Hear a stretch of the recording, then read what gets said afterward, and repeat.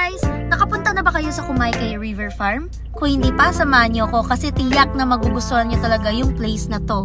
Hindi ko talaga akalain guys na may ganito kagandang lugar dito sa Bukidnon. Grabe guys, nakapag-rest in peace talaga ako dito. Huy! As you can see guys, sobrang sarap pa rin ng tulog ng mga kasama ko kasi napaka-peaceful talaga ng lugar. Tignan nyo guys kung gaano ka-spacious yung CR nila, parang isang kwarto na. Tapos be, hindi ka talaga makakapaniwala dito kasi pati sa CR be, ang ganda ng view niya.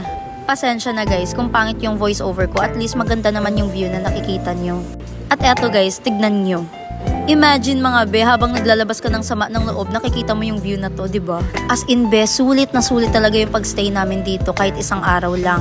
Perfect na perfect for family or barkada bonding.